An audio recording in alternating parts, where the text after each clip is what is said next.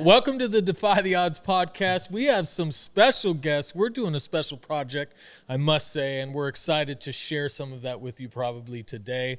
But we have some special guests, and I'm going to let them introduce themselves right now. Jake, why don't you start it off, man? Yeah, Tell them Jake who you are. Danclips. We do custom shoes out of San Antonio, Texas, as Dank Co. And, yeah, we've been doing this for full-time since 2012 and as a company since like 2009. And, yeah, we're here to do some cool stuff with you guys. Awesome. So we did do a project before. If anyone saw what did we call it? The Frankenstein build. Yeah, it was a pretty cool, 40 different pairs of shoes to make one. Obviously, everyone knows Vick Almighty over here. That's right, guys. I'm Vic. I work with Rejuvenator. You guys know the gig. Yeah. And then we got Brian. Brian, you're a little more undercover guy. So why don't you give us a little brief intro for yourself? Yeah, I kind of am undercover. I'm a kind of private collector. I've been collecting for a long time. Most old player-exclusive heads know me. Yep. Collect a lot of Jordan brand stuff. I'm big into cleats, a lot of the player cleats. Been buying Jordans since day one, 85, 7th grade. So I'm from California. A lot of people don't know me because I'm not really have a big social media profile or anything. I'm known as OG the Shoe Game 2345. Okay. Which we'll see some more about in this project. So awesome. Nice to meet you all. If you can pull that mic too, just a tad bit too, I think you're pulling out just a little bit. So I just make sure. There you go. Perfect. Right on. So where you guys want to get started? Who wants to kind of give some input on this project, I guess? Yeah, so there's a lot to go over. We have two really talented and cool people on the team today. So why we gathered everybody today is because we're building this really, really cool project.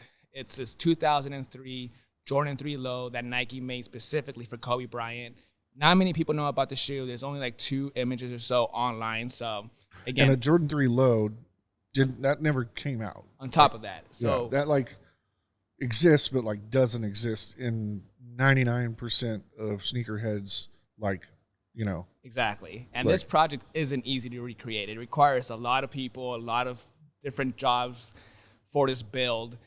And the cool thing is, Brian touched on it, it's the 20th anniversary of this project. So 2023, 2003, 20 years exactly. So basically we gathered Brian, Jake, and Julian, our graphic designer, and myself to build this shoe. It's taken 5 to 6 days. We're about halfway there. We cut out all the pieces. We'll get into that just a bit. That's the reason why Brian and Jake are here with us today. Yeah, the 2003 laser dunks, Mark Smith was the creator of that. He only made about 6 of them in the low top 3 with the dunk sole, but he also made some for Michael Jordan as well as Kobe Bryant, the pair that we're looking to recreate. And you have one of the 6 samples, by the way. Yes, we have it right here. We're working with it. It's helping us with our project. And for those of you who don't know, Mark Smith used to be the VP of Innovations at Nike. He's retired now. He's still amongst Michael Jordan's inner circle. For example, one of his latest projects, one of the sickest, coolest projects, by the way, it's him redesigning the Michael Jordan MVP award that's coming up for the next season. If you've seen it at all, it's a sculpture of Michael Jordan, and it has his hand holding a rock, right? Yeah, I might have that hand. You might have a little sample piece, but that's his latest creation. We'll put a picture of it right here. But Mark Smith's a guy. He's done a lot of crazy stuff. He's had his hand in a lot of different things. Brian's touched on a lot of different stuff that he's been a part of that I didn't even know of. If you want to talk about that, that's cool. Yeah, he's responsible for the outsole on the Jordan 9.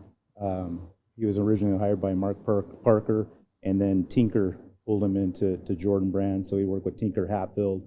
And it's cool because, Tinker Hatfield's a legend. Everybody knows him. Mark's a little more undercover, but, man, he's a genius. Yeah, I mean, I would say for people trying to get an idea of who Mark Smith is, his most famous design that people, Yeezy. That's Yeezy. So Entourage? He did design the Yeezy one. He worked closely with him. I think that would be the most popular. Yeah, he's responsible. Many people don't know that he's responsible for LeBron James' logo. Yeah. As well as Serena Williams. Yeah. Tiger Woods?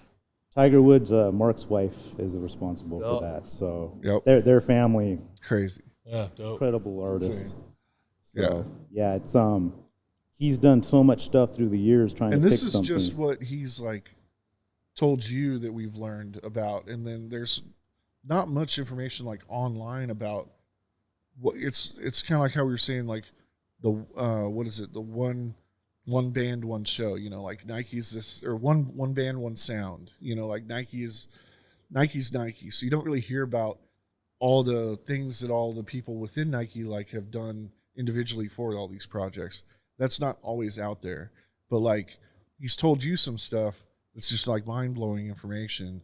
And imagine all the stuff that he just hasn't had a chance to tell you yet. Like who knows what else he's designed that we just like our everyday things in life that we take for granted. Probably got sick of me asking him questions about probing his mind about why was this made, or when was that made, and you know. But he's been so cool and just like offering help or information on pairs that he hadn't seen in a long time. That I have in my collection. How'd you meet Mark? And you know, what's funny is he doesn't remember meeting me, but I met him in 2005 at the Nike Town San Francisco Chamber of Fear event, which LeBron came to, and obviously all the head brass at Nike that had to do with that. And I met him there. He doesn't remember, though. I told him that's the first time. Yeah.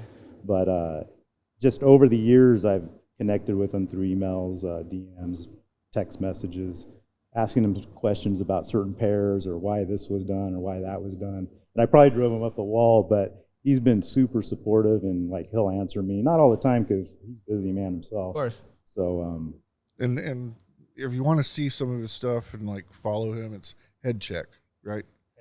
HEDCHEQ. Yeah. So he does a little bit of everything too. He It's does. not just shoes. He's an artist. He's an artist. Genius. He designed. He's not just this like tribal looking, like, you know, the filigree. You know, that's kind of what he's like known for, but he does so much other things. You know, Sincoro bottle, the Sincoro tequila bottle. Amazing. He designed that for the team, and it has 23 degrees of curve in it, and there's little hidden meanings in that the bottle. 5 points and all that. Yes. So he's kind of a jack of all trades when it comes to designing a lot of different things. Yeah, that's dope. So Brian, when did you get into sneaker collecting? What got you into the culture? Well, 1985 when Jordans came out. He's a grandpa, by the way. It was, I remember when they came out, the AJKO, the leathers, and they were $64.99. Okay, yep. And I remember them being that. I grew up in Northern California, and I wanted a pair so bad, but my parents weren't going to spend $65 for a pair of shoes. And back then, I only got one pair of shoes for the school year. So I was telling Jake this story the other day. I was crying for them, and they said, nope, not yet, But the AJKO came out, which was a canvas, which was like roughly half the price. Yep. And my parents said, oh, we'll get you that, but you didn't want to be a kid in school wearing the AJKO, the canvas version. Did you back then wonder what KO stood for, or did you automatically think it was like AJ knockoff? I thought it was something to do with boxing, like knockout. Yeah, knockout. That's what I... Did they ever confirm what it was? I don't think it's been confirmed. I think there's been a lot of talk. There's been a lot of talk. I haven't heard anyone from Nike to say anything. Good question. But that's kind of when I got hooked on shoes, and I think the fact that I got denied those at first, I finally got them, by the way. Then you're like, okay. I finally got the real leather ones. And when I finally got those, it kind of, because it was so hard to get, I think it sparked my hoarding, wanting to hoard shoes and collect and get them. And I really got into it in 98, 99 when Team Jordan came out. Obviously, Jordan was close to retirement. He brought a bunch of athletes on, and they started making all these different player exclusives. And it was kind of easy to get general releases back then. They didn't have as many as they do today. So I kind of wanted the super rare stuff that only the players got. That was very hard to acquire. And back then, in the days of early 2000 Nike Talk, we were just, every day you'd log on to Nike Talk to see what somebody posted. And that just kind of, there was probably 4 or 5 of us. A lot of people know Baby Dill. I'll use their IG names because that's probably how people will relate. Dependable J, Spur Sniper 7, who is PE Vault now, Aliong, Ballin Twins, Phase 2, Jermaine, Soul Supreme, can't forget about Puneet. There was a small group of us that were really into player exclusives and that super rare promo stuff. That's a little different than it is today, with all the different promo stuff they have now. Back then, it was tough to get. It was hard to get. A lot of eBay searches, a lot of networking. So for me, back in those days with Nike Talk and all, and Soul Collector and all these forums, there was no social media at that. I mean, there was Facebook, and MySpace had just dwindled out, but there was no Instagram and stuff at the time. But like seeing this level of shoes, there's tiers in collecting, and just with anything, with cards or Pokemon or whatever. Tiers and everything. With everything, there's tiers. And like all the guys that you just listed, including yourself, are this like top tier collector, like. Or we're just old. Well, not just, there was older guys. There's guys that are older than you guys that weren't collecting that echelon of product. And I kind of got that bug after watching you guys start pick up all that kind of stuff. It was like you get bored when you really get into something. You get bored with getting stuff that's at retail, at a store, and then you're like, man, this was only released at 5 stores. Okay, well then that shit starts becoming boring, and you're like, I want the stuff that never fucking came out. And that's what made us escalate to that point. Yeah. And it gets to the point where you're like, not only do I not want the stuff that never came out, I want the stuff that nobody's ever even seen or don't even know that it exists. And like, that's when you get to you guys. The lengths we went to, it's interesting when I look back, we've just been around a long time, and, back before social media. I remember Nike Talk, I didn't even know how to do a host from Picture Trail. I was kind of computer 99% of the people that are going to listen to this probably have no idea what you're talking about. Yeah.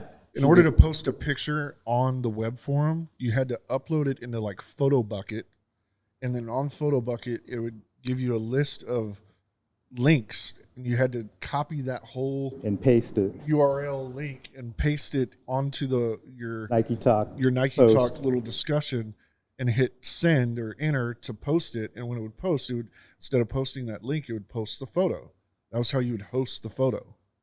Like it's not like. Yeah. It's not like shit today. It was tough. I was telling Jake this yesterday. I was telling Jake, we're just chatting it up about old days. And I remember I didn't even know how to do it. I remember giving my Nike Talk password to Baby Dill, Drew Dillard, if anybody knows that name. Texas collector, awesome dude, great PE collector. I actually gave him my password so that he could post on my account pictures of my shoes, because I didn't know how to do it. Eventually I figured it out, but back then, it was a small circle. You trusted people. So I got a question. You've obviously been part of the culture for so long. Can you just walk me through what your thoughts are on the culture and how it's progressed and changed over the last, you've been doing it for 20 years? Longer. Yeah. It's nice, and it's a little sad at the same time to me, just being an old head. It's nice to see the growth and the interest in shoes and the things that the different companies are doing now to innovate and bring different things to the marketplace. But at the same time, some of the problems, the growing pains that come with that from people that are frauding each other or the fakes that exist. So it's kind of a bittersweet thing. There's good and there's bad, just like anything else, and like in other collecting cultures. So that's kind of where it's at. There's a lot of good, but there's also some sad stuff that's going on. So when it comes to PE, there's just all different sports, dude. We have basketball, we got football. What do you like to collect, and why? Well, I have a lot of people know me for cleats, and that's a very small collecting base. People who just collect cleats. And the reason why I think myself and a few others are really into it is back in the early 2000s, those were the very hardest PEs to get. There was more basketball PEs made quantity-wise. Football players, baseball players, Jeter, Randy Moss, Prime time, Deion Sanders only had basically one Jordan, but Jordan model. But it was the cream, like Jake said, it was the hardest thing to get. He can come in. So that's what drove us to go for the cleat versions of things. So, but basketball was cool too. I collect basketball, baseball. I even have some racing P's, Denny Hamlin. I have some track and field P's of Jordan Brand athletes. So I kind of collect it all. You know, Awesome. Not just one thing. And how many pairs you say you got right now? 600? Somewhere in that neighborhood. Yeah. Yeah. And they're all split up everywhere, huh? You can't just keep them in one room. I have 20 cubes just full of shoes that I have to go through. That's crazy. All in the same size? Do you go for a certain size? Because I know a lot of samples and stuff are like size 9, for example. I collect player exclusive. So size 9 samples, there are some collectors out there that are into that. I want the shoe that was made for the athlete. Gotcha. That So whatever their size that is. Whether it's 14 or 7 or whatever. What about signed pieces?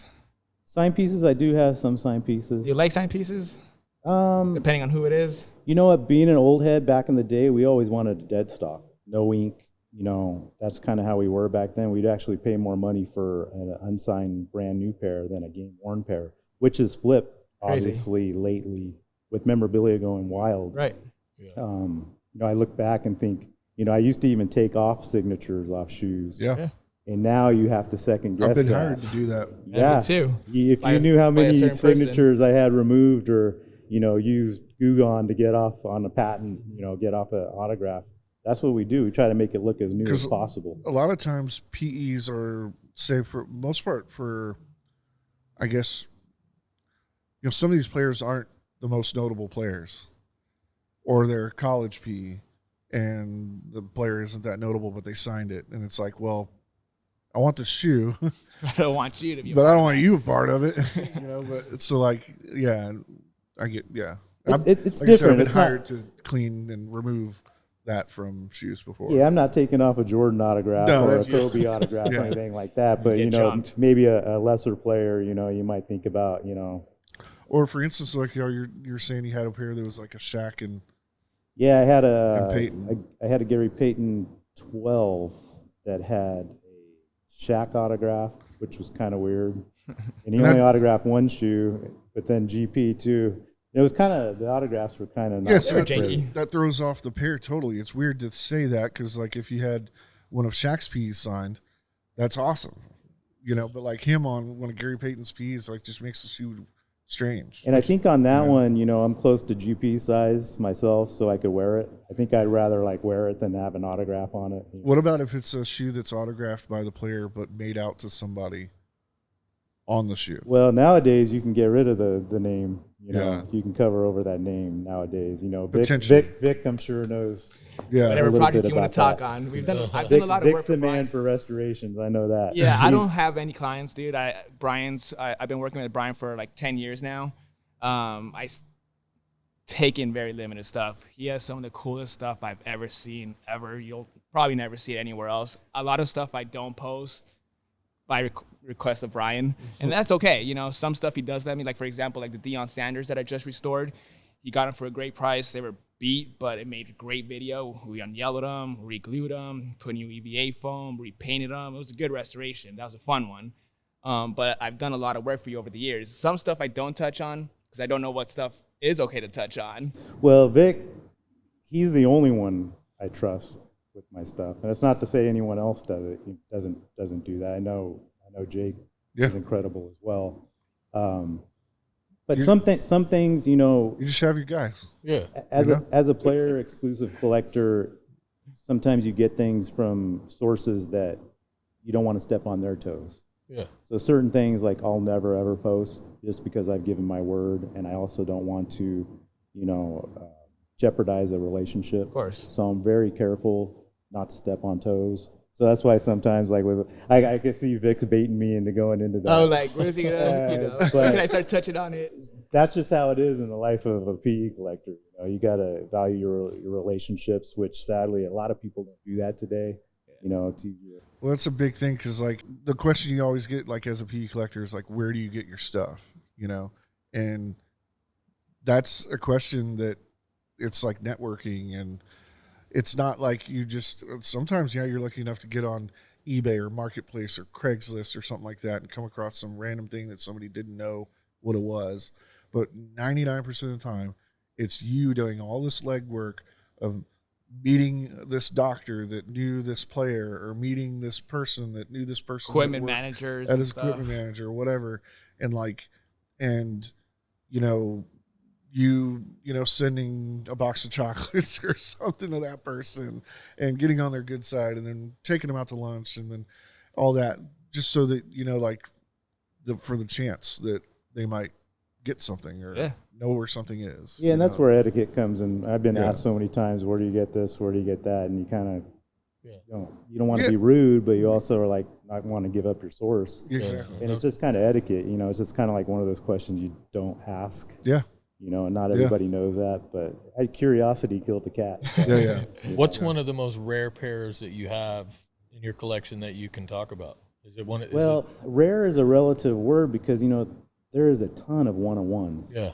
And you always hear that word. Oh, what's rare? What's rare? Well, you can't get any rarer than a one-on-one. Yeah, it's true. And there's tons of them. Just like the laser I brought that we're building off of with this Kobe project. When we think about that, that's a one-on-one made in the innovation kitchen. Oh, here it comes right here. That's a beautiful piece, man. One of one. That's art. Made by Mark Smith in the innovation kitchen, 2003. And he made 6 different pairs. They're all different. I know another collector, Randy Ballantyne. He just pulled up. Literally, he just pulled up. We're texting him to come in. I told him he has a shoe too. He should come in. Yeah, we should grab him. He has one. I know there's a couple in Nike archives. I think Sneaker Freaker magazine owner has one too. We should have had him bring it. Yeah, I told him to bring it. I'm not sure if he did bring it or not. Yeah, so I mean, one-on-one, they consider this an artist proof.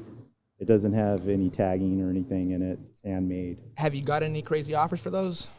Since you've had them? Yeah, I had somebody offer quite a bit. I'm sure. Yeah, $25K. Jeez. But so one-on-ones, I mean, rare is a relative word. Yeah, I mean, that's as rare as you're gonna get. I have I haven't really posted them. I think once I did a quick story on them just to tease. I have LeBron James Capital Classic Jordan 18 that was game worn. That's cool. In that game, which Michael was at. Yeah. And just for the people out there that just let that go right by. Fathom that. Yeah. Say that again slowly so that people understand exactly what they're hearing there. Jordan 18 Capital Classic 2003 that LeBron played in. It was his last game as a high school player. And from what we very last game as a high school. And from what we know, LeBron only had 2 pairs of Jordans that he wore on the court, right? Yes, the green and white 9s. And this is a black Jordan 18 with King James embroidered on the side of it. And it's a mid. They never released a mid. Yeah. Yeah, that's crazy. Yeah, that's pretty rare. It's pretty rare. But the fact that, and that's where the line gets crossed with player exclusive game worn. Yeah. That shoe is way more valuable because of the course. Of course. And being worn in that game, King James. Most people never knew where that shoe went. I can't go into how I got it really, but that's a pretty special pair. Because back in the day in 2003 when all of us were like looking for crazy PEs, that was one that everybody was trying to get. Yeah. It's funny how you can talk to an average collector nowadays that, they'll try to explain to somebody that isn't a collector, I went to the store. You can't get anything in retail. This stuff is just too rare. It's like whatever Travis Scott that sold out, because now it's going for thousands of dollars because it's so rare. They made 250,000 of those. Yeah. That isn't rare, it's kind of crazy because you think about it. So Travis Scott, let's say I don't really know Travis Scott. I don't collect Travis Scott stuff. I'm kind of mainly into athletes and stuff like this. But I don't know how many purple pairs or the different friends and family. No. And some of those go for what, 35, 40,000 or whatever? Now, what if Travis dropped a Rollins backward swoosh, red and white, Jordan 1 cleat or something like that? Would you be interested in something like that? If it was made for a player, maybe. Rollins, Yeah. say. Oh, okay. Probably. So Yeah, if it's Jordan brand, spitballing, if it's Jordan brand cleat, it might not tempt me. custom. Like, Yeah, it'd have to be made by Jordan brand. Yeah. Yeah, absolutely. yeah, So I might consider it. that'd be pretty know? wild. So on that note, what's your level of collecting? Have you slowed down, or are you still as in the game as you once were? I've gotten pretty selective. Okay, makes sense. If it's something insane that I've been looking for years, like for instance, the Randy Moss 11. As far as I know, that any collectors I know, nobody has his actual player exclusive. There's I think it's Carter out in China. I think he's in China. He has a size 9 look-see sample. But see, I don't collect samples. I want the player size. And I don't think, to my knowledge, anybody has ever shown that or has it in their collection that has told anybody about. I think Gentry told me he has a pair. I haven't never seen a picture of it. A sample or a P? A PE. Random question, but like for example, like we have natural disasters happen all over the country every year.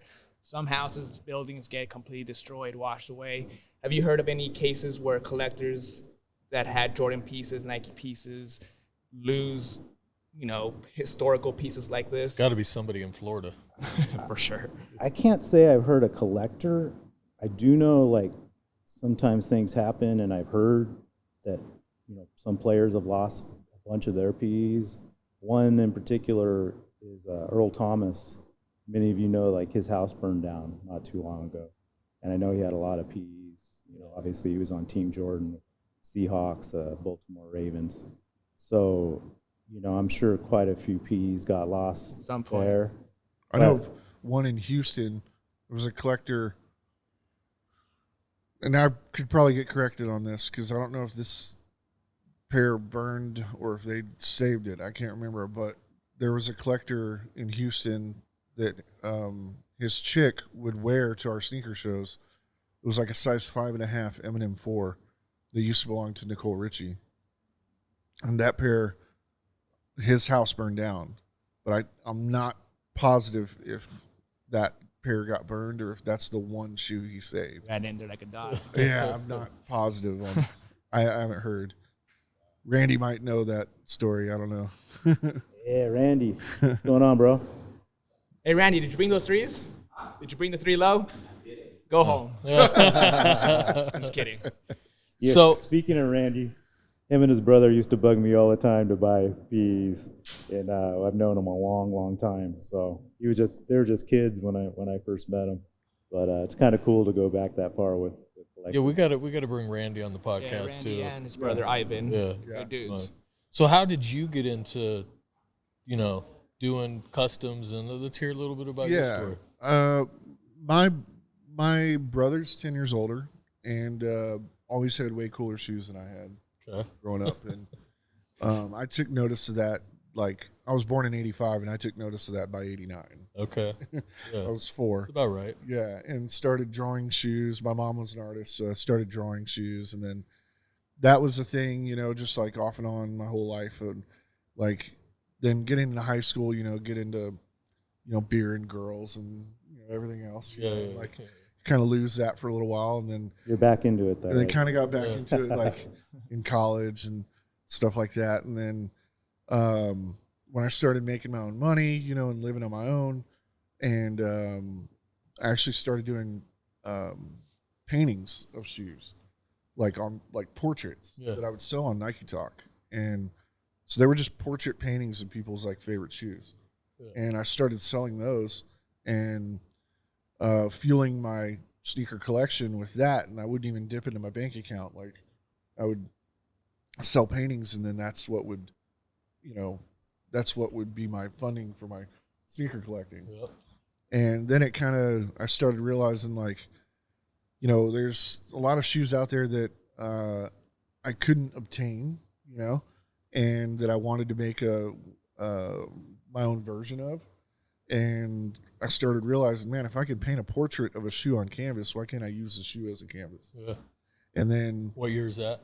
that was probably 2007, 2008, around in there. And then, so I started researching on, I was buying the crappiest paints, not knowing what to do with them. Yeah. You couldn't go to Angelus Direct and buy Angelus paints at the time. Turtle Feathers. It was turtlefeathers.net. It was the only place you could buy Angelus paints. There was no tutorials or YouTubes or anything like that. I know these guys are spoiled now. Yeah, totally. 100%. Yeah. I get asked every day, or my Instagram just got deleted 2 days ago. Yeah, we got to help him. We got to help him get it back or get his followers That's back. That's not right, Instagram. That's not right. So I used to get DMs daily with people asking for ways to learn how to do things. And I'd be like, you got everything at your... Go to YouTube. Go to YouTube. I had nothing. Like, I just got dirty, got busy. Figured it out. Figured it out. But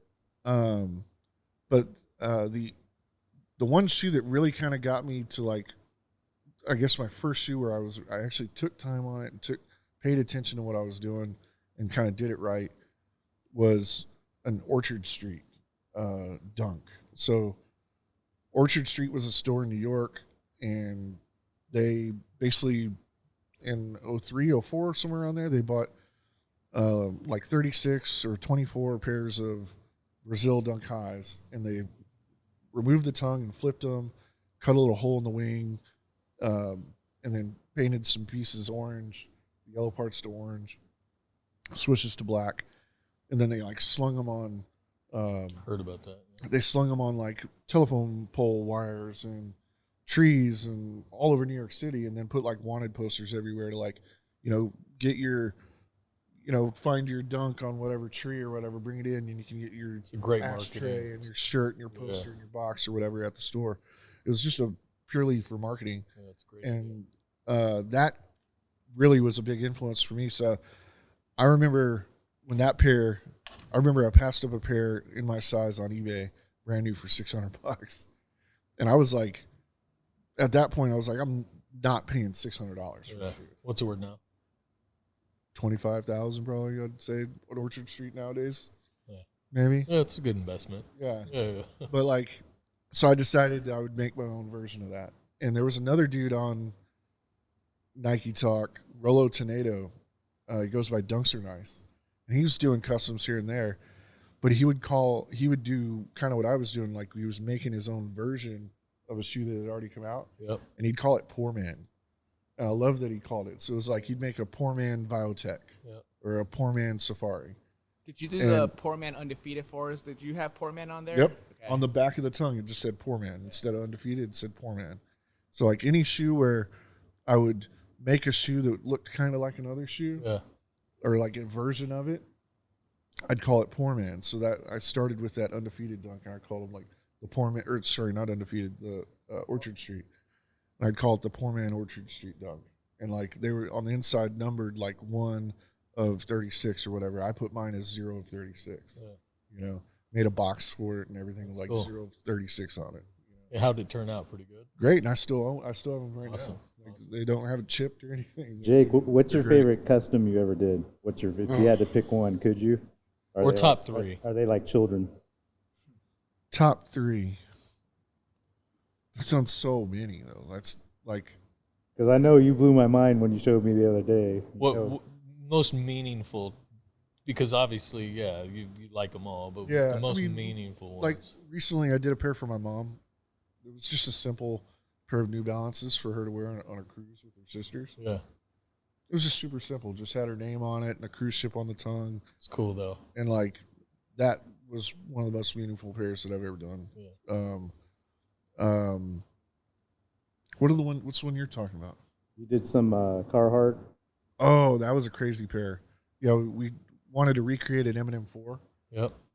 But like there's 2 M&M 4s. There's the blue one and then there's the Carhartt, the black one. Yep. I wanted to make a blue Carhartt. So the same blue as the blue, but out of Carhartt. Yeah. And in the oil fields there in Texas, all the guys wear these Carhartt like jumpsuits that are fire retardant. Yeah. And they're the same blue. Oh wow. As the blue from the M&M 4.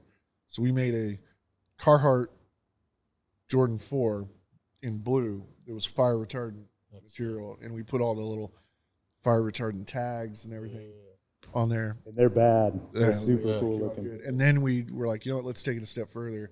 Let's make a Carhartt Jordan 3, M&M. Yeah.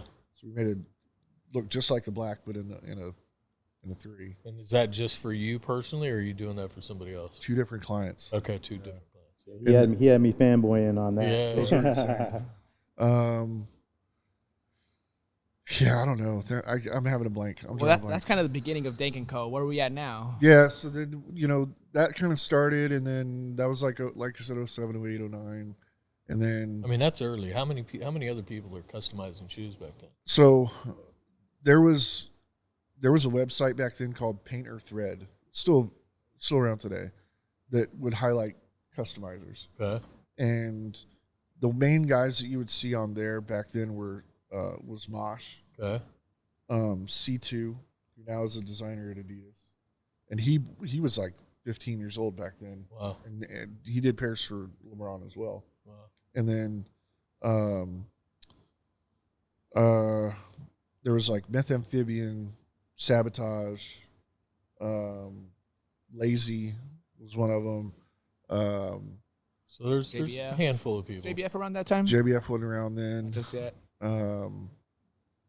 Shoe Surgeon had just started doing his thing. He was in his garage and doing like super skytop rebuilds for Justin Bieber. Yeah. And there was a guy, Nash Money, was out of the UK. That's about it. Okay. Like that were like known guys, so there wasn't a lot. And now, like, I live in a small gated community, and there's probably 40 kids in that community that call themselves customizers. Yeah, I'm sure.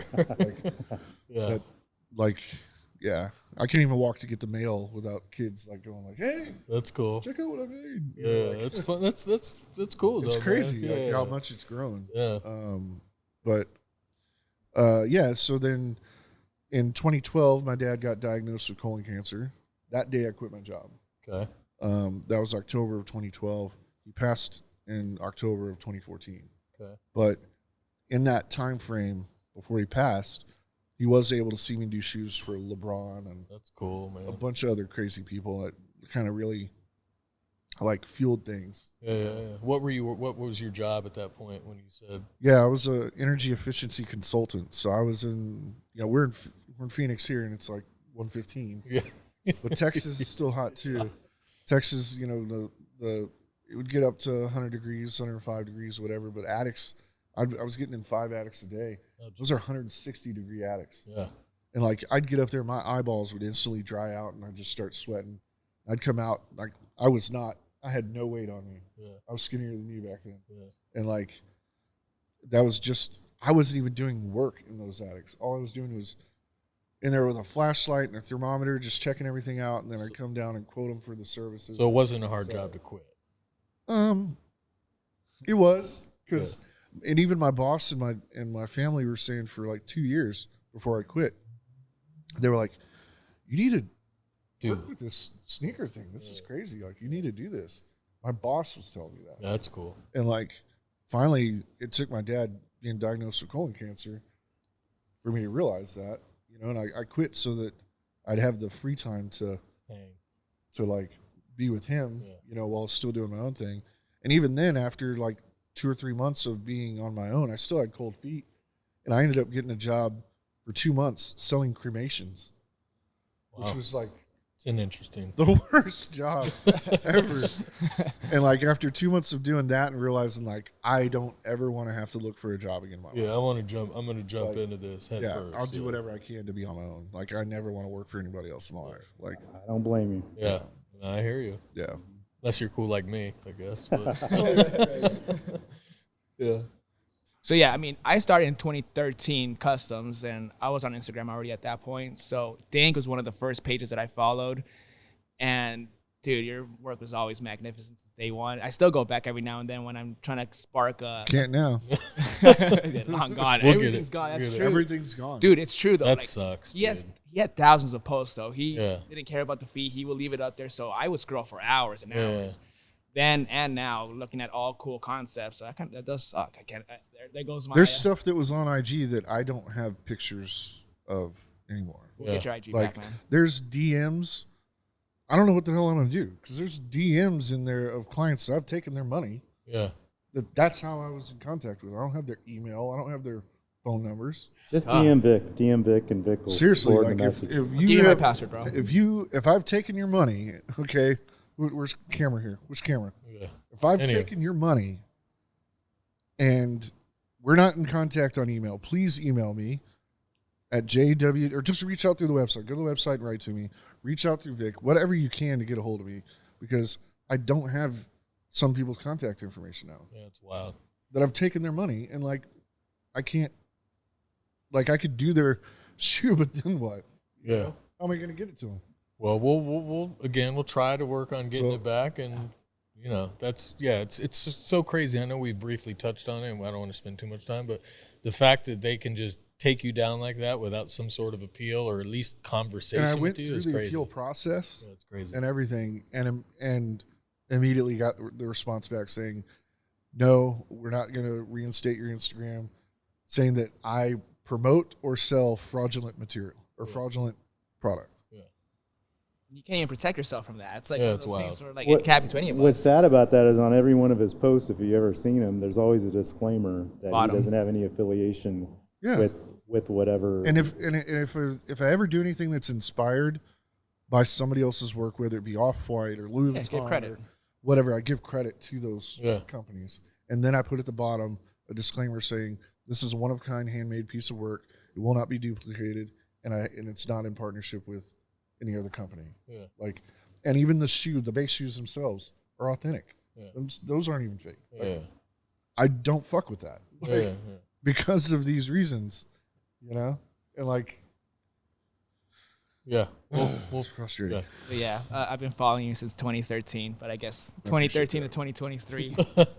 10 years. Yeah, Yeah. dude, but you've been on top since, dude. You're still one of my favorite customizers / restorers because the thing about you do it all. You know, a lot Yeah. of people specialize in certain things, painting, sewing, do really cool concepts, but crappy work. I think Dank has it all. It's cool to finally meet him because I've known through online Yeah. about Jake, I don't know, 15 years or so? Yeah. Yeah. And a lot of your friends. Yep. And it's We all fun- run in the same circles, you know. And It's fun Yeah. to finally be here and meet you in person. This Yeah. is the first time, and we're working on this project together, which is crazy. great. So Yeah. And I'm hyped about that. let's talk about how this project kind of came together. It's been a long time in the making. So, like, a couple years ago, Brian put that in my ear, like, doing that project. Again, like, I knew it was going to take a lot, you know. All of this to recreate is hours upon hours. He knows a bit more about the pattern itself, but from what I understand, let's go back too. So they had been thinking about, or he had been wanting to recreate this shoe. Okay. right. And then Randy, last time I was here, Randy has a version of this shoe too. And Different color. I He pulled- brought it on display for Super Bowl weekend. That's I right. called Yep. the night before. I was like, make sure you bring that and your red pair, the red Air Force One, and which also Mark Smith did, right? Yep. Did Mark Smith do that one? Yeah. The red Air Force One, right? The Did- prize, the one that you won on the show, I think. Mark Smith did that one too, right? Yeah. So, I wanted to see that shoe again in person. I saw it years ago when you brought it to San Antonio, but I wanted to see it again in person, and especially his version of the Jordan 3 Low, because I've always wanted to recreate a Jordan 3 Low Awesome. because it doesn't exist. Yeah. Nobody even knows about it, dude. Nobody, That's the thing. Yeah, Yeah, that's yeah. the thing. And like, because there's only 6 pairs of these, and one that went to Jordan, one went to Kobe, and that's it that we know of. So, you know, I wanted to recreate the shoe for myself, you know, and I pulled him and Randy aside, and I was like, yo, I want to recreate this. And you're like, well, maybe that's our next project. Yeah. See, Jake thought it was his original idea. Yeah, I thought it was mine. And I was going to take that on. He was going to try to do it by Good luck. Yeah. I know. Yeah. So I had 2 people in my ear talking about this project. So, like, you know what? I think I can make this project possible now. That's dope. He wants to do the project. I think we can make it happen. So Yeah. for this one, again, it takes a lot of effort. A lot of logistics. Exactly. Yeah. It's not just a video. It was months in the making, getting everybody to line up on this 1 week. Again, it's 5 parties. We got the Reshoeminator production. We got me, Jake, Brian, and Julian, our graphic designer. Yeah. All 5 parties had to have the same schedule for those 4, 5, 6 days for this project. That was part 1. Getting all the materials, understanding what everybody needs to do. And then coming down here, this is day 3 of the process. We're in the middle of making that Kobe project right now. Yeah. So if we look tired. Yeah, we were here till 4 in the morning last night, laser engraving and stuff, just trying to make sure it's as perfect as possible. Because Mark Smith's gonna see this shoe. Yeah. We don't want to disappoint. Yeah. But going back to the pattern, like it's intense. Like it was 40 years in the making. You know, it wasn't done overnight. In this like design, this like tribal design, is hidden letters and things that you'll see in there. Yeah. Did he do that by hand? I think he may have drawn it by hand and then digitized it. Yeah, like Because like cleaned it up. I've done for customers, you know, so the Entourage Air Force One, that's another one of Mark Smith's, you know, designs. He did the turtles too. Yeah, the turtle, the Fukijama. Yeah. He Mark is Smith he is is the Fukijama. original Buki. That is Yeah. him. So that shoe, I've had clients want, and we're actually working on for the same client. So I have a client that we did a Air Force One Entourage design on an Air Max 1. And all the lasering and all the design from it, we didn't incorporate anything from the Entourage. He wanted all his family's That's dope. information in there. Instead of it saying Entourage and Turtle and, you know, whatever, like it was all his family's information on the shoe. So all of that I had to hand draw in the style of Mark Smith Interesting. on a pad. So I'd make the pattern, then I'd hand draw everything filling the pattern, and then come back with a sharp, nice pen and go over like as perfect as I could, erase all the pencil, scan it, digitize it, and then take it to a laser engraver and have him laser engrave all that in, and then build the shoe out of that. I'd love to see that. Yeah. We'll have to send us some so we can put it in this video. Yeah, some I can find pictures of that.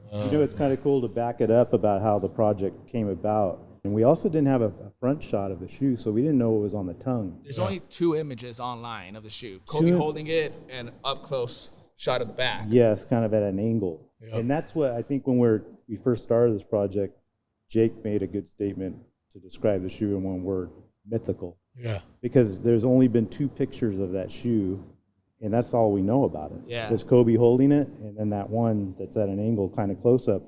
So we didn't know what was on the tongue. So I kind of got in Mark's ear, and I'm like, hey, do you remember what was on? And he's done so many shoes for Mark. I quiz him and quiz him and quiz him. He's like, you know what? That was 20 years ago or 18 years ago. I don't fully remember. Yeah.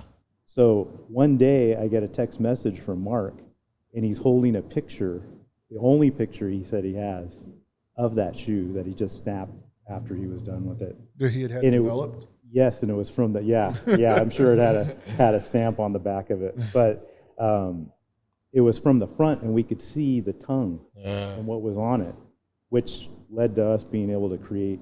And it's super unique. We would have never guessed the the logo. It's a crest. It's like a shield almost with the number 8 on the inside and a thunderbolt. Not exactly sure what it means. Lightning bolt. Or lightning bolt. Yeah, my bad. I'm just so stoked about the shoe. But I'm not exactly sure what it means. Like, what's the meaning behind the lightning bolt, the number 8 inside the shield? You know, if we asked Mark, he'd probably say, you know what, don't ask me. It's 20 years ago. I don't remember. But, you know, it means something, though. So a lot of things had to come into play to make this happen. Yeah, and it's still in the works. You know, we're still not fully there. But, you know, it's a cool project. I kind of think it was a gift from Nike because obviously Kobe was close with MJ. Yeah. I think it was a gift when he signed with Nike. Yeah. Because the full picture of him holding that shoe, most online, I think it's cut off. It's cut off. But you can see all kind of different 2K4 Hirachis that they made for him. Gotcha. Even a custom laser 2K4 Hirachi. That So most people- 2003 was the year he signed with Nike. Yes. Because before that, he was kind of He was a free agent. And that's when the laser started. That was the era. 2003. So yeah, he had some interesting Adidas. Yeah, for sure. Adidas, and then during that year he had nobody, so he was wearing Jordans, like Concords on the court and stuff, cool stuff. And then he finally signed with Nike. And all those other guys too, like Lundy and Desmond. Tom Ludecky, Mays. Yeah, Not just Mark Smith. Mays, yeah. All these like, there was a whole like era of like laser engraving like artists. They had the laser pack. Many people know about the laser pack. Yeah, like the the laser one-piece 4s, stuff. laser Yep. 5s. Yep. All And from that era. Kobe must have been I know he was a big MJ fan. Of course, they were friends. But, you know, I'm originally from Northern California, but we moved down to Newport Beach. And I would see Kobe quite often. And every time I see Kobe, I always want to ask him about that shoe. And if you ever met Kobe, he could be very, in public, he could be very dodgy. No, I've never met Kobe. But, you know, it was something that kind of fueled that mythical pair of like, man, wouldn't it be cool to build that, you know, shoe? I mean, obviously, we'd never pass it off as a real thing or anything. It's obviously, and as you see the project, there's going to be a couple tweaks to it that I think everybody will enjoy seeing. What's the plan for the shoe? Is it the now holy grail of everything? Like it's the top of the collection? It better be. It'll definitely be. I'll be looking at that shoe and realize the labor of love that all of us, you're a part of it. that all of us, you know, Vic and Jake, they're customizers. They built shoes and worked with shoes. I'm not. I'm just a collector. So But my background, you've been hands-on on the whole process. my background, I do laser engraving for my business in the wine industry. So I do know about laser engraving. So that I hope I brought something with that. Yeah, totally. Working with Julian, we got to shout out Julian. Julian's a graphic trooper, man. designer, He dude. was here with us till 3 in the morning. getting it done. Without Julian, It's probably not possible. Julian, you need a special shout out. And it's not just that. We're not just making the patterns, inserting the filigree. We also had to recreate a lot of the artwork that wasn't there. This isn't the exact shoe, but this entire panel on the back had to be recreated with an 8-ball. The Nike back tab had to be recreated. Obviously, the tongue with the crest that we had to draw from scratch, digitize it, put it on the exact spot where it goes. Along with cutting the pattern down and making it a low. You know, so Julian did all that, man. So Awesome. Again, it was a lot of work. Yeah. We're still not in the clear. Labor of love, but you know, one of the camera guys asked me yesterday, "You gonna wear it?" I don't know. I might. You better not. You know what? I might. Why not? If it's a special, why if not? it's a very special Why not? event, maybe. Wear this one first. It's not even your size, huh? Yeah, it's 11. Yeah. Yeah. I don't know. I might have to cut the toe out. Yeah, no, wear them. Yeah. Just don't let Randy change the sole on his. No. I'll kill you. Yeah, we heard Randy wanted to swap the soul on them. No, Randy, that's art, brother. I'll just recreate you a pair and take yours. That's art, brother. You're a grown man now, man. Last time I saw you, you're just a young buck. Funny. Awesome. Well, what else? Anything else you guys want to chat about? I mean, dude, we talked about your custom stuff and your side of work, but you also have a collection. You know, you do have a pretty big 85 collection, and that's the stuff that I like, the OG stuff. You know, I can relate to that kind of stuff. You basically have almost every 85 colorway besides A few, yeah. 2 or 3, right? This is your chance, Jake, to ask for it. Yeah. So missing black toe. I'm missing the maroon metallic or burgundy metallic, and the orange metallic, and then the gray low. Yeah, and I only buy my size. And that's the thing, so too. 12 to 13 and a half. That's a tougher size, too, right? I like it's that, horrible. 12 to 13 and a half. Well, Isn't that a sneakerhead right there? Yeah. Well, the reason why I say that is because when I started collecting my pairs, I was much thinner, skinnier, and I was size 12.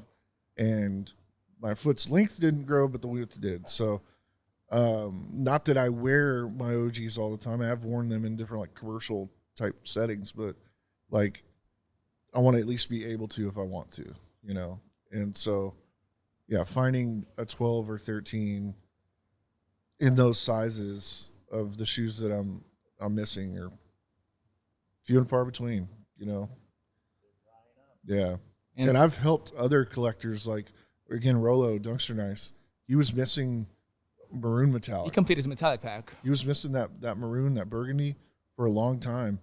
And then there was a seller in China, I can't remember his name. It was like Donkey Toes or something weird like that. Or Mule Feet or something weird like that. Like, I can't remember exactly what it was. Something weird. Dog's Foot. That's what it was. Do y'all remember Dog's Foot? No? Randy, do you remember Dog's Foot? No? He was a seller in China, and he would just come up with the most random stuff on Instagram. And this is probably 2019. It was right before pandemic hit.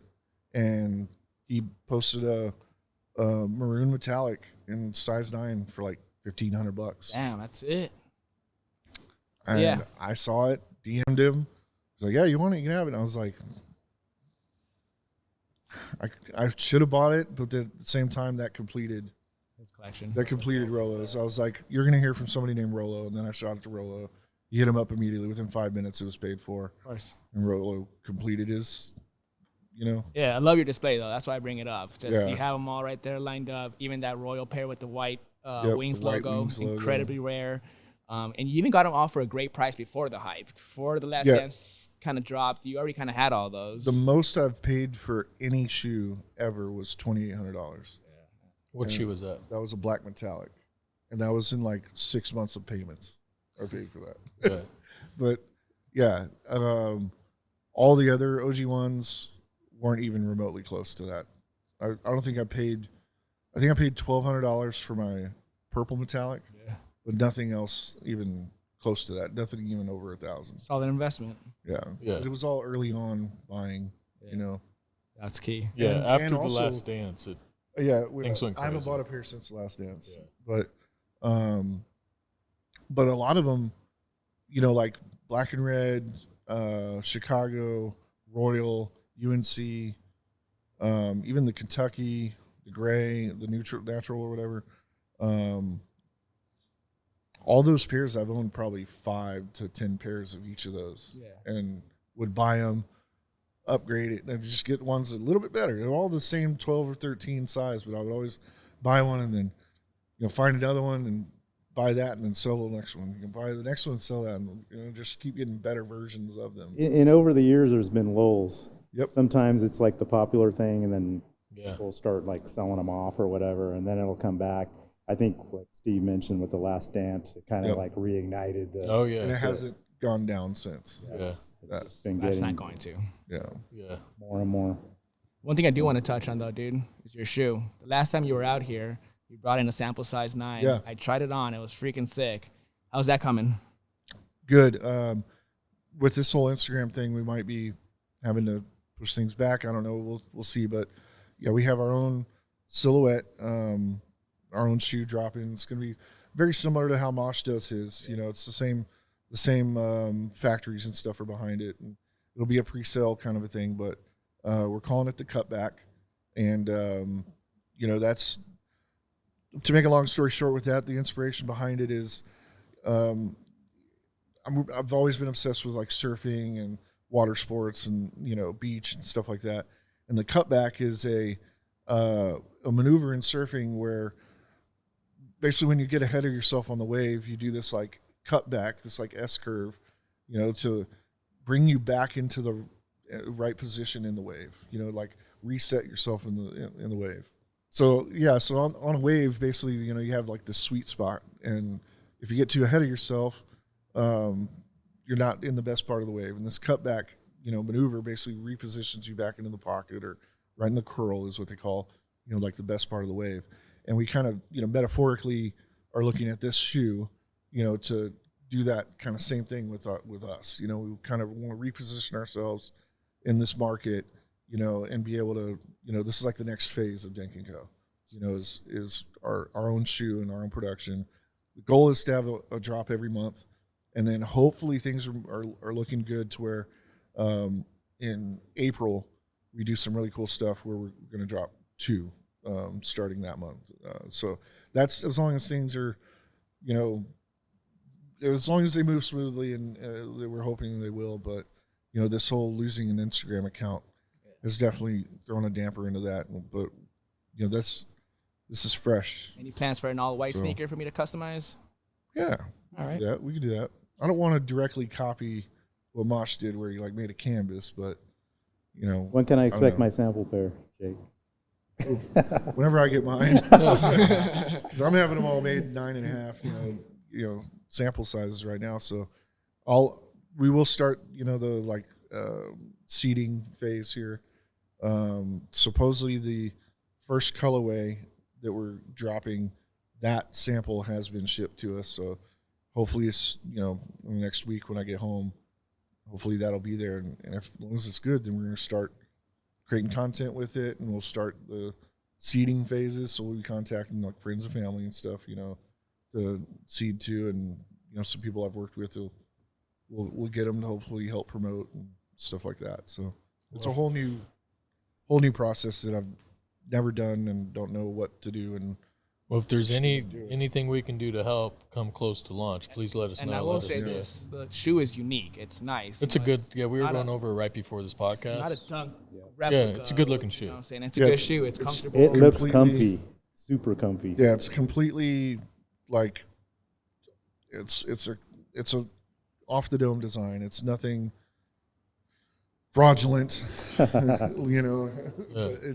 It's a completely, you know, out of our head, our own design, and there's a lot of thought put into it. Over 2 years of sampling, you know, we've done 2 years of sampling on this shoe Would you say to the get, surfing? to get it perfect. Would So, you say the surfing side of things was a big inspo for the overall shoe? Because you touched on a lot of that right now. you know, in my like design like method, you know, I never revert back to fashion, sneakers, you know, footwear, sports, really, in anything that I do with the design.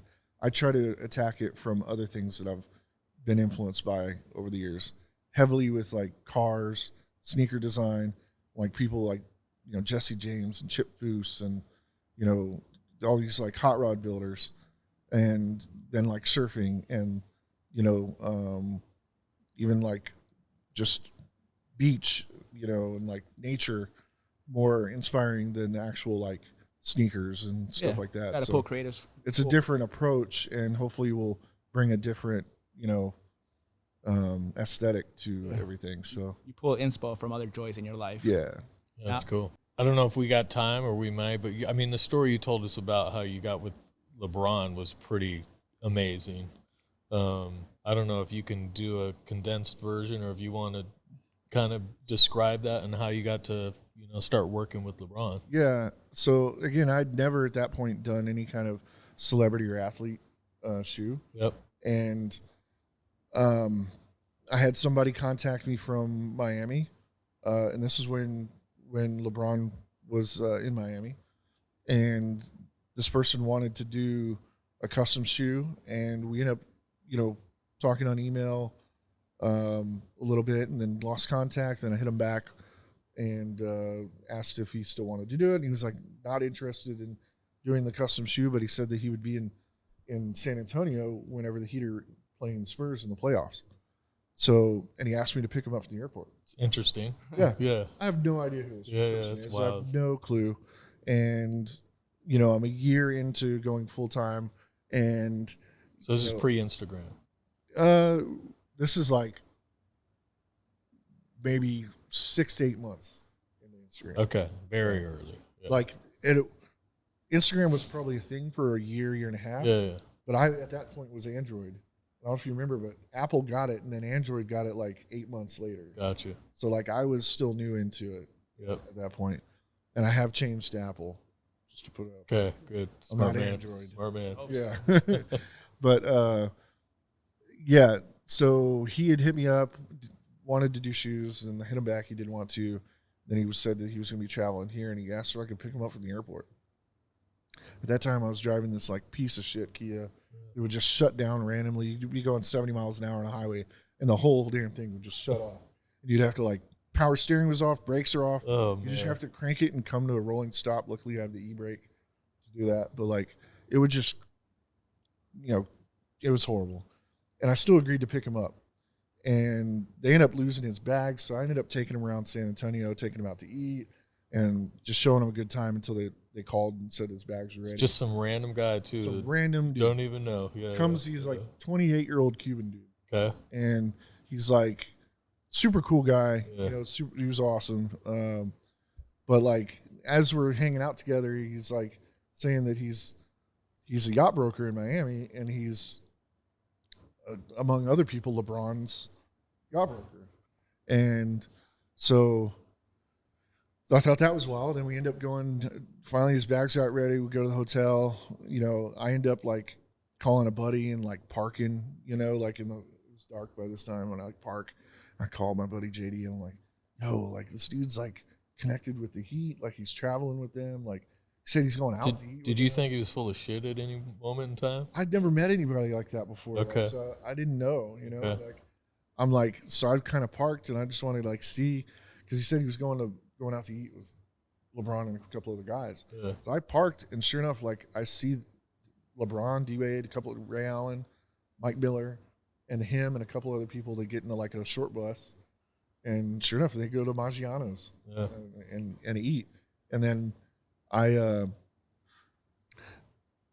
pull out behind them to go home, and we're up in the hill country in San Antonio, and I'm behind them going down a hill, and my brakes just go completely out.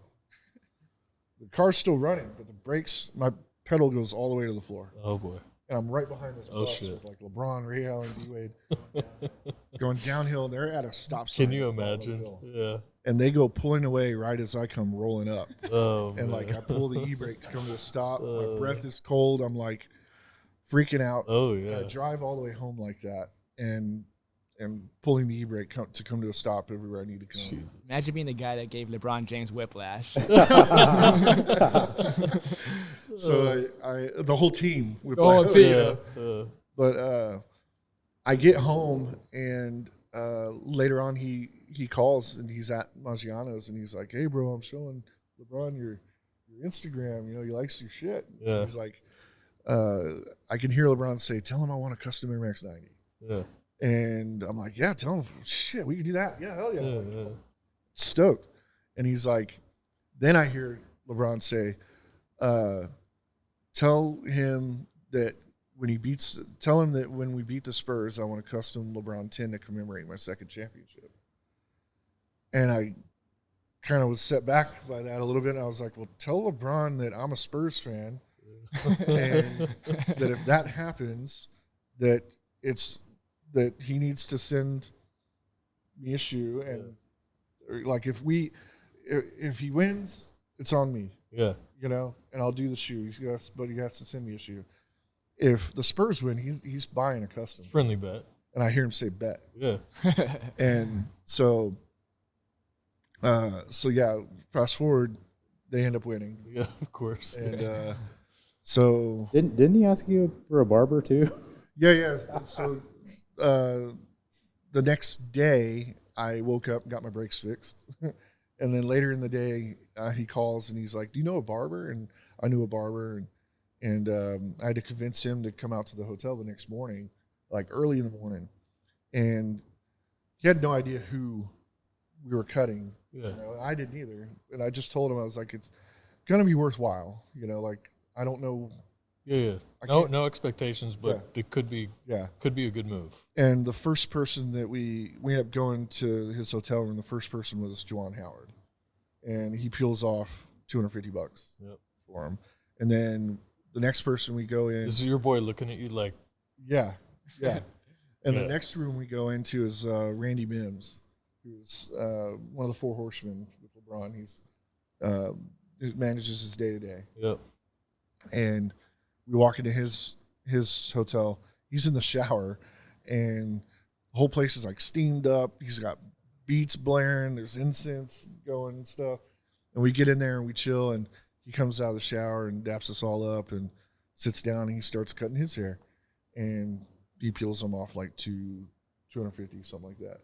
And then he calls Norris Cole and Udonis Haslam. He's like, "Hey, I got the barber. He's in my hotel." So then they both come by, and he trims Udonis Haslam's hair. He trims Norris Cole's flat top. And you're just hanging. I'm just hanging and That's talking. so sick. And he peels $250 off each of those guys do.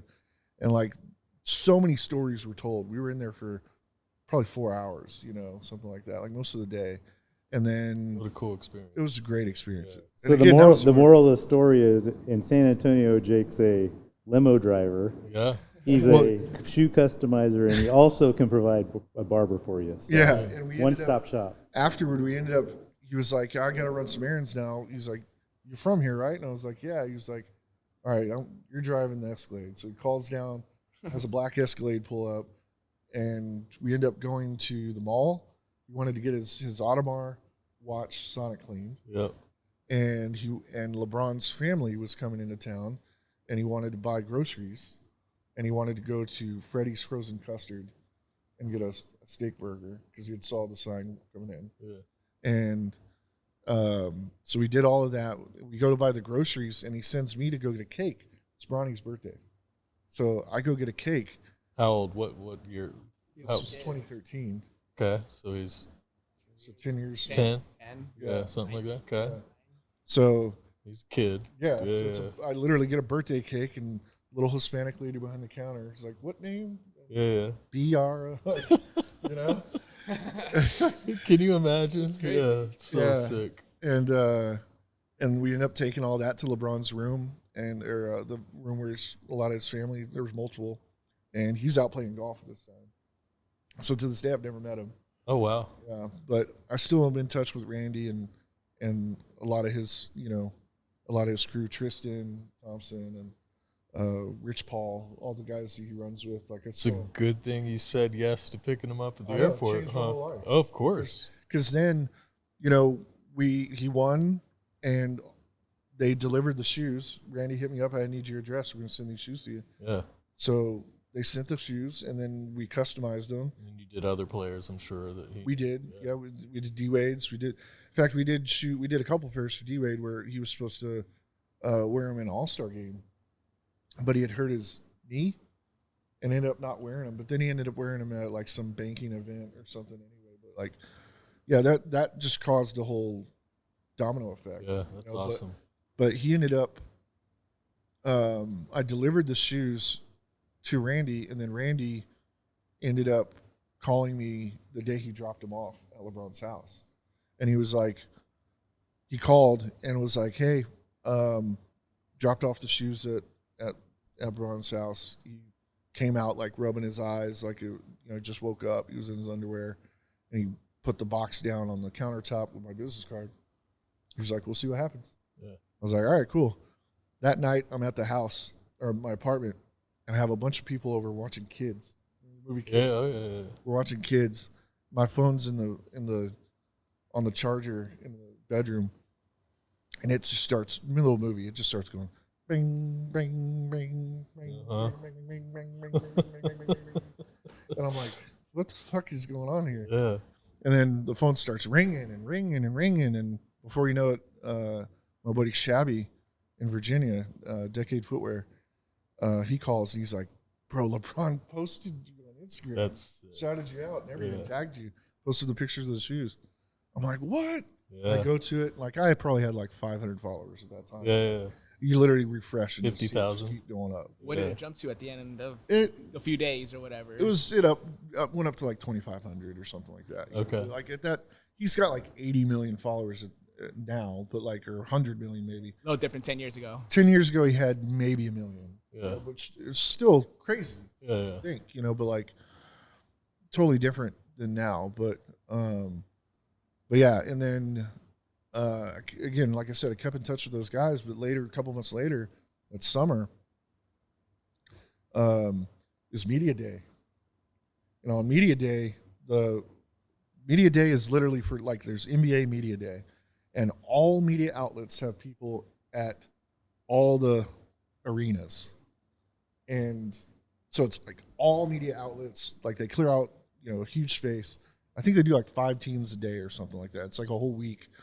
And like they literally cover all the players, their new jerseys or whatever. They talk about, their training during the summer. They recap the year before. Like it's this huge day that they call media day. And it's like the most coverage, like in one, like it's every media outlet you can imagine all over the world is in the house. And I got a call from Randy that morning of media day saying that he had picked up and dropped off LeBron at the arena, and Wearing your customs. he had him in his hand. Oh wow. He's like, "I can't guarantee you that he's going to wear them." Yeah. He's supposed to unveil the LeBron 11. Every year, LeBron would unveil the newest model on media day, and like that would be the first time that he'd wear them. And he was supposed to unveil the LeBron 11, which we know LeBron 11 was kind of. I like the LeBron 11s. What? I like them a lot. Only Vic. Only I Vic. like those a lot. I don't I like didn't them. like it. Yeah. And I don't think LeBron did either. I'm just He putting didn't, that he out didn't there. like them. Yeah, because that whole year he ended up wearing a 10 that whole year. And then Again. there was like a picture of him in the beach, and he was wearing his foot was out, and like it showed his toes. Oh yeah. Like Then thanks that's to the with LeBron 11. Yeah. Yeah. So he was supposed to unveil the LeBron 11, but he didn't. He wore my custom. Oh wow. Media day. And then that just blew up like crazy. And then I remember being on a treadmill one day, and looking at Instagram, and like a DM pops up from somebody at Sports Illustrated with like a cover photo from Sports Illustrated Kids. It was like going to release the next month. And he goes, thought I'd send you this, congrats or whatever. And it was LeBron wearing my shoes. Wow. On the cover of Sports Illustrated Kids. Fuck. That's huge. It's wild. And Moral of the story is be a cool motherfucker. Like be open to yes. Go with the flow. Yeah. You never know who, and that's why I say I have no quarrels with sending a DM to somebody or talking with people, because you never know who you're going to meet and who they're going to know and all that. My whole career has been based off of doing that kind of thing. Because of you. It's just being open to talking to people and hearing what other people have to say or whatever, and not ignoring people and taking risks. I didn't know who the fuck that guy was. Yeah, that's crazy, because I probably would have been like, who's this weirdo? Yeah. There's no way I'm picking you up, dude. And I figure, I'm a big dude, Yeah. What's crazy is the next year, Miami played San Antonio again. And so it's same scenario. He hits me up. Yeah. We're going to do this again this year? Yeah, hell I'm yeah. hell yeah, let's do it. Where are the tickets? I'm Where in are the the tickets? same stupid fucking Kia. Really? Same Kia still. And Did he say, man, we got to get you a new fucking yeah, car? we talked about it. Yeah. We talked about it. And I pick him up from the airport, and then he's with that dude. That dude gets in the car, another Cuban guy. He gets in the car, and he's on the phone. He gets in the back seat, and he's talking loud on the phone. We're pulling away and dapping him up. We're here. Good to meet you, whatever. And he's like, yeah, bro, fucking Queen Latifah wants a Chief Grill in her fucking house. Get her a Chief Grill, bro. And he hangs up. He's like, these fucking contractors. He's all pissed off. I'm like, God damn, I never had a conversation like that before. Yeah. And turns out he owns Body and Soul Gym in Miami. He owns all kinds of.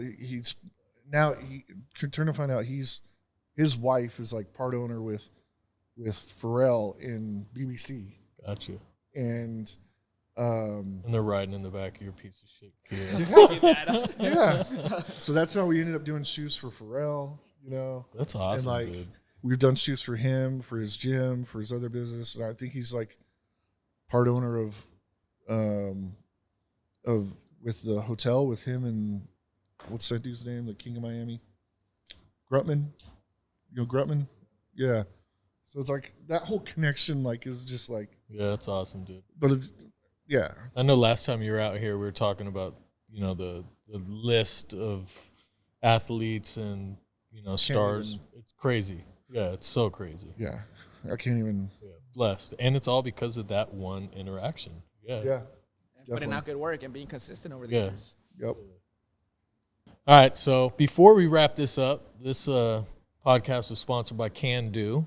And for those of you that don't know, Can Do is a brand that is all about really your can-do moment. So how can I explain this? My can-do moment is after I got arrested for selling marijuana and doing whatever I was doing, I started Reshoevnator, and I really just had enough,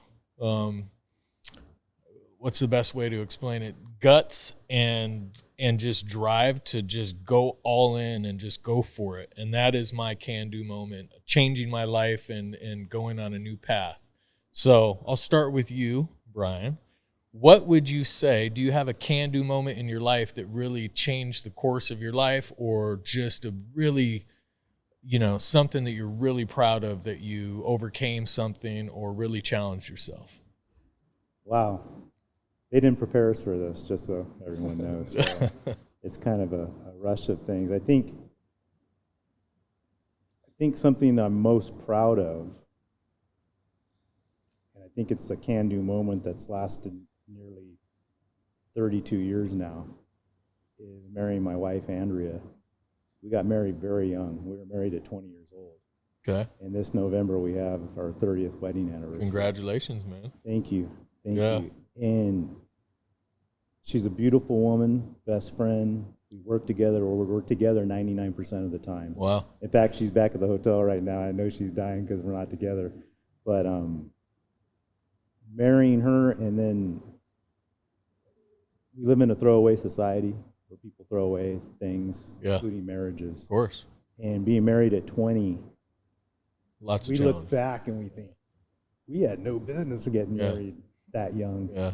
But the fact that we've made it work and we're happy the whole time. We're just happy. We've had challenges, you know, everybody does in relationships, but we're just happy. So when I think of a can-do moment, I think that's the can-do moment that's lasted That's good. nearly 30 years, and that's an accomplishment that I'm really proud of, especially in the society and the world that we live in. Yeah. No, I agree. That's a great one. Andrea, Yeah. she's a gem. How'd you guys meet? We walked to my brother's wedding together. So she was a bridesmaid? Yes, and I was my brother's That's cool. bride. So, yeah, it was. That's the first time you met her, huh? I had known of her before. Okay. Yeah, I knew of her before, but that's probably. Were you excited knowing that you were going to be like paired up with her walking? Did you tell your brother like you're gonna pair Yeah, with we her? were already kind of interested in each other a little Yeah, bit. yeah. You know, I think, you know, she was chasing me, of course. Yeah, You know, yeah, back right. then, Yeah, back right. then, Andrea's listening to this back later. back like, then, I not was a true. little, I was a little more handsome back then, but you know, It's hilarious. it. No, I'm kidding you, but yeah, I think, you know, we kind of liked each other already. That's cool. So they played matchmaker on that one a little bit. Yeah. Unfortunately, it lasted. So it's, Awesome. I would say that's my can-do moment. That's you a know? great. Yeah, no, that's a great one. It's also keto friendly, like the bars here. That's right. So You.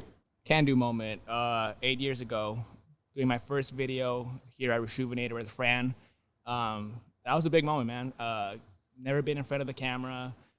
It was during a time where I was ready to move on from sneakers because I was just so over it from being in my room and stuff, just locked in by myself, no team.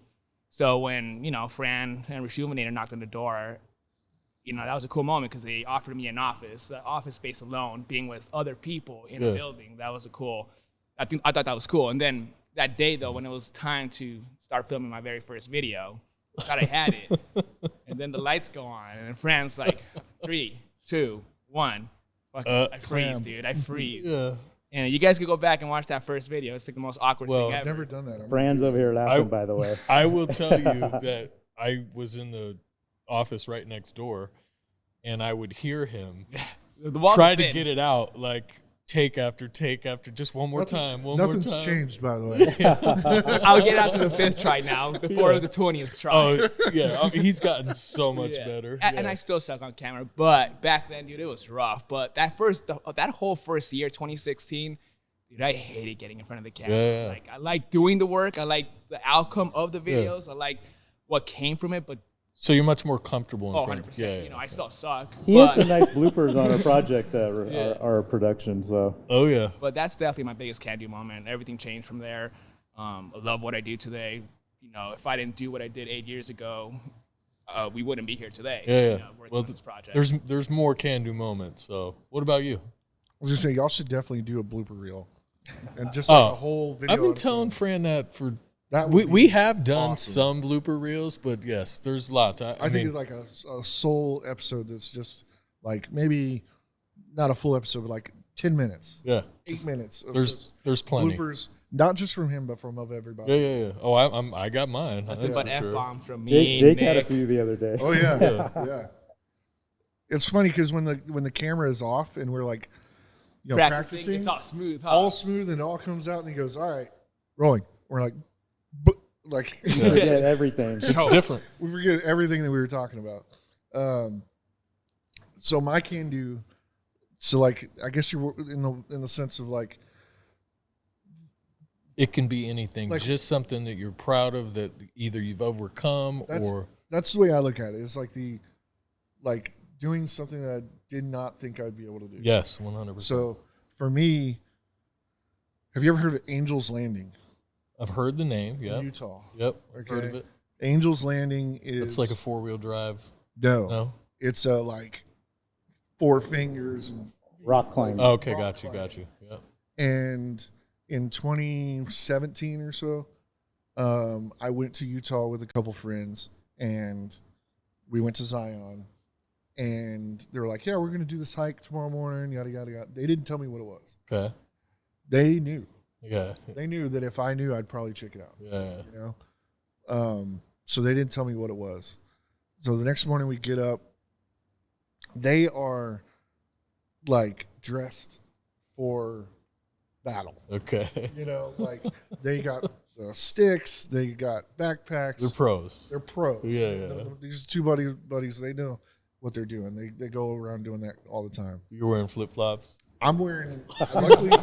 luckily, I'm in Hokas. Okay. Yeah. They're not like trail Hokas, but I'm in some Hokas, and I have one bottle of water, and my phone, and that was it.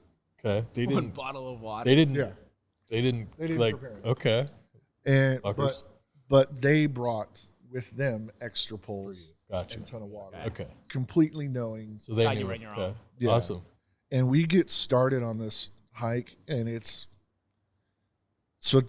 If you don't know what Angel's Landing is, Google it. There's probably a death count, here already. Like people die on this hike Okay. every year. It's How long into it before you're like, what the fuck are we doing? about an eighth of the way. Okay. About an eighth of the way. pretty I'm on the soon. side of a mountain with this trail.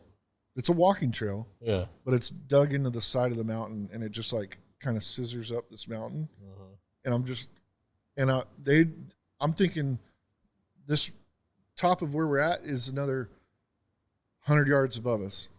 I'm thinking that's going to be it. So I'm like, all right, I'll just keep going. And then we get it to the top of that, and they're like, okay, now this section's called the refrigerator. Okay. And I'm like, okay. So and every time I get tired, so I'm like, I can't go any further. I cannot fucking go any further. Yeah. And mind you, I was in the same shape I am now. Okay. So like 350 pounds, Okay. overweight, Yeah. and like not supposed to be doing this. And we're the first people going up in the morning. So I don't see anybody else. Like it's just us. Yeah. And it's cool though. and it's sun up coming and everything. It's crazy. And every time I get tired, which is like at that point it was like every 20 minutes I was so winded I couldn't go anymore. We stop, we sit, we chill, we have a drink. They're like, yeah, just take your time, drink, whatever. And then we get going again. And those poles, Lifesavers. they're lifesavers. It seems weird to say, but when you're going up, they're your first point of contact. Yeah. You stick them in and pull you up. Going down, you extend them. They're your first thing going. It's mind-boggling how much they helped. But long story short, we end up going about halfway is when you start actually physically with chains climbing, bouldering, climbing rock, till you get to the plateau and you can finally stand. Yeah. And you're just over seeing everything, and you realize, what you've done. This was 3 hours or whatever of hiking to get up there, and You did the whole thing? did the whole thing. Okay. And then you realize you got to go down. Which Yep. is way scarier because you know what you just climbed up. Yep. And falling down. Parachute, please. It was the craziest thing. And anyway, now going down, now you're seeing all the people that are coming up. Okay. It's light out now, and the day's going on, and there's people going up. There was all ethnicities, all kinds of people, male, female, whatever, all kinds of people coming up. But the entire way down, and you're passing people on these, and you're climbing backwards down, and all this. I guarantee not one person was within 150 pounds. Yeah. Not even one. Yeah. There was nobody your size even doing that. It was. So one of the coolest things you've ever done. It was at the top, I got emotional. Yeah, I'm When sure. I got to the bottom is where I went to my knees, and looking back and going and then I get back to the campground and I'm looking up the information and they're like 18 people died this year on this hike and shit like that. I'm like, Thanks a lot. Yeah. oh my God, and then I'm thankful for my friends. That's cool. Because I would have never thought to do it. And now I tell everybody if you get a chance, do it. Awesome. Because it's the most gratifying, accomplishing Yeah, because you probably would have thought there's no way I can do There's that. no way my fat ass can do this shit. There's no fucking way. Yeah, and you did it. And yeah. as long as you have patience to just pause, Yep. regain yourself, don't look at it as a big picture, look at it as small battles. I mean, that's life. That's life. Yeah. And like that it helps. Yeah. Life Lessons by Jake. That's awesome, man. That was definitely the biggest thing. Cool. Yeah. Yeah. No, For that's Camelback awesome. Mountain. 100% recommend. Okay. Yeah. Yeah, let's go Camelback If now. It's too I hot. don't know if I would do it again in the weight that I'm in, Yeah. but because especially that's already been another 6-7 years I've gotten older. Yeah. But like if I can get my weight down, you want to go? Well, do it? let's get your weight down. Let's I'll go do fucking it. go. Yeah, Get let's to go. Pinnacle It'd be Peak. crazy. Pinnacle Look, Peak. what we need to Yeah. do, and this will help you, we need to set a date, and hey, in 1 year or whatever, year and a half, we're going to do that, and you need to be fucking ready. Yeah. Set a goal. Yeah. We'll talk after this. Okay. Yeah. Yeah. Would Cool. you do it? 100%. Yeah, Vic will do it. Vic's down. Did that 3-mile run. Remember that mud run? Yeah, That yeah, was Vic's fun. down. So Yeah. now just do it up. Yeah, no. Yeah. I know what it is, yeah. Jake, I'll go if you take me on your back. Yeah. Yeah, Like a that'll donkey. be the challenge. Like a donkey. Yeah, that'd be fun. That'd be an donkey. experience. Well, I Yeah, think amazing. let's wrap this up because I know that we got to get back to making this We have a custom. lot of work to go So still. people, and we're going to go to the lake Sunday. So That's you right. guys get we're going to go wake surfing. So we got to get this shit going. So, I mean, if you have anything, last minute words, anything you guys want to say? So, I love being part of this project. It's super cool. I've never done anything like it before. I want to thank these two guys, Vic and Jake, because they're the guys putting the shoe together and kind of spearheading the whole thing. And also Julian, the graphic designer. We couldn't have did it without him. Also Steve and Shoebinator. I'm not doing anything. Don't this thank is all- me. We're using This is all- your facility, your lasers, all your Yeah. staff, and This You brought is us all together. this is all them. Trust me, I So- had nothing to do with this project at all. So. and also all the production behind the scenes. Of course. I've never been part of this, so to see all this going on to me is like kind of eye opening. So I thank all the production staff and everybody helping with that, and also my wife for sacrificing me being away. I must admit, your wife is down because you've been here like 14 hours a day or more, and she's kind of on her own doing her own thing. So for sure, So I want to thank her. And then last but not least, I know I said it on the onset, Mark thank Smith. you to Mark Smith. Yeah. Big Because one. without his support and No his chance. blessing, this wouldn't happen. I hope we make him somewhat proud. Yeah. Obviously, we're probably not going to be like him, the master, but we can try to get as best as we can. So I'm just thankful for all of you here. Yeah, thank you. I follow the same sentiment. Dude, I'm excited. Yeah, it's an honor to have you, Brian, Jake, the rest of the team here for this project. It's a big one. First time shooting in this really cool creative space. Unique project, never been done before. It's awesome, dude. It's a blessing. Yep. Well, let's do it. Let's finish it up. Peace.